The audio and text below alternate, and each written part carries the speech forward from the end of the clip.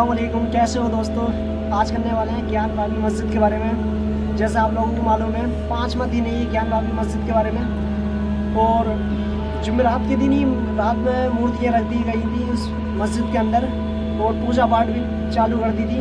ज्ञान बाबरी मस्जिद के बराबर से एक मंदिर थी और मीडिया वाले की स्क्रीन पे वीडियो देख सकते हो क्या बोल रहे हैं। वो खास तौर से गुस्से में है और बड़ी बात यह है कि सिर्फ गुस्सा उनके चेहरे पे ही नहीं बल्कि मुस्लिम समाज की जुड़ी हुई जितनी जो बाजार है वो आज बंद है, चाहे सुनारपुरा हो, चाहे दाल मंडी हो या फिर जो लल्लापुरा हो। लगभग सभी जो बाजार हैं वो आज इस वक्त बंद है और प्रतीकात्मक विरोध के तौर पे इसे देखा जा रहा है। कुछ नमाजी हैं, हम उनसे भी बात करने की कोशिश करते हैं कि कहना चाहेंगे नमाज अदा किया, अब तो वहाँ पर पूजा भी शुरू हो गई है, क्या कहेंगे? पूजा पाठ शुरू हो गया वहाँ पे, क्या कहेंगे? पूजा भी शुरू हो गई है, कुछ बोलना चाहेंगे?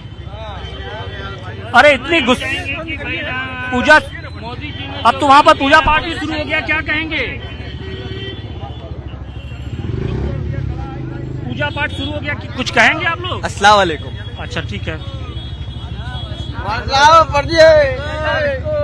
चाचा क्या कहेंगे?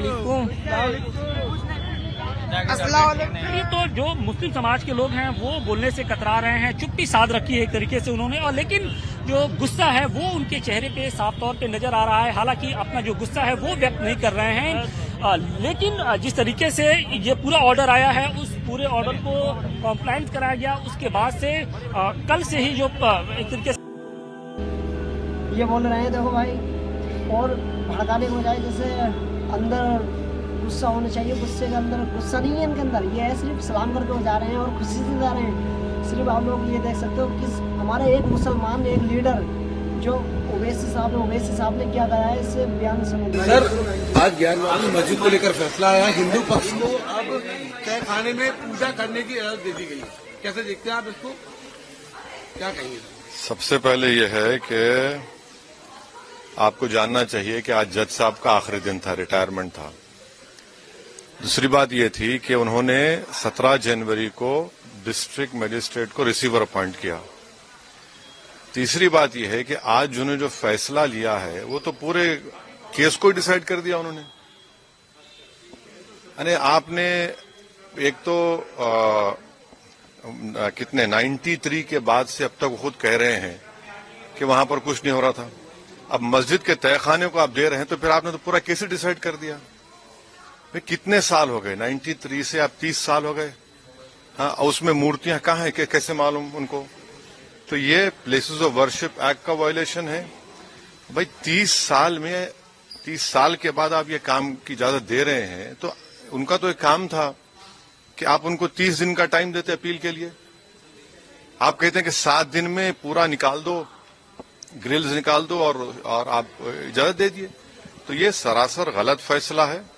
और आखिरी बात यह है कि नरेंद्र मोदी की सरकार जब तक अपनी खामोशी को तोड़ेगी नहीं और साफ तौर पे कहेगी नहीं कि हम प्लेसेस ऑफ वर्शिप एक्ट के ऊपर स्टैंड बाय करते हैं, ये पूरे तनाज़े चलते रहेंगे। और मैं फिर से कह रहा हूं कि जब बाबरी मस्जिद का टाइटल सूट का जजमेंट आया था, मैंने जिस एप्रीहेंशन का इजहार किया था कि वो फैसला यकीनन सुप्रीम कोर्ट हमारा आखिरी कोर्ट, हम इज्जत करते हैं, मगर फेद की बुनियाद पर आने से ये तमाम चीजें खुल रही हैं।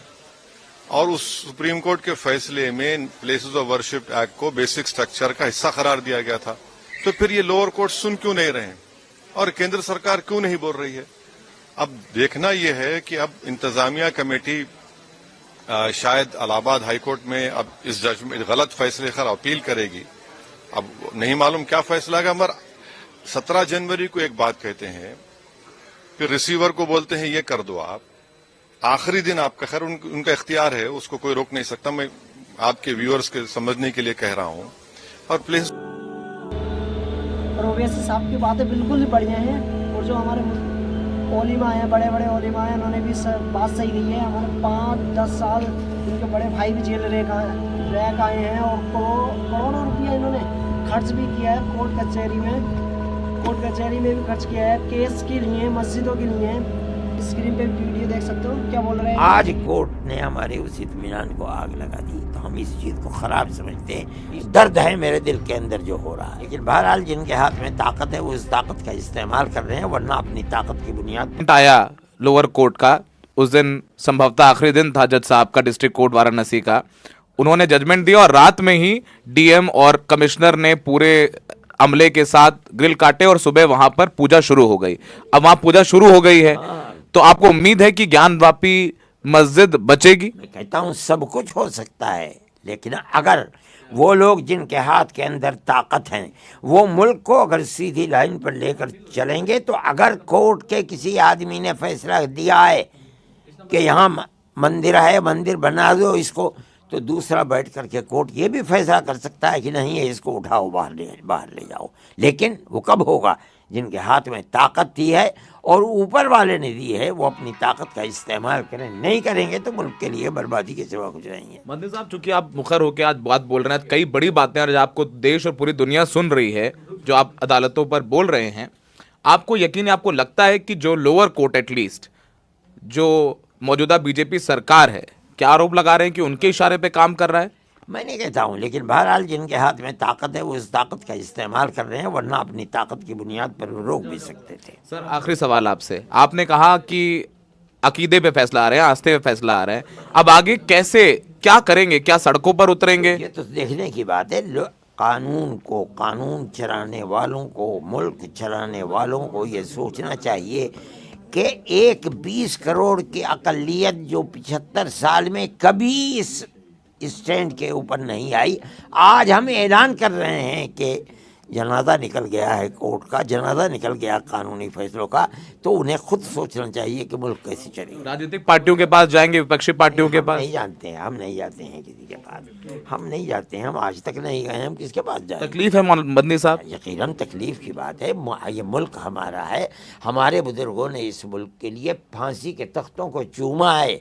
मेरे बाप और मेरे भाई ने 9-9, 10-10 साल की जेल काटी है, माल्टा के अंदर जेल काटी है। मेरे दिल के अंदर मुल्क के लिए जज्बात है। मैं समझता हूँ कि मुल्क जिंदा रहना चाहिए।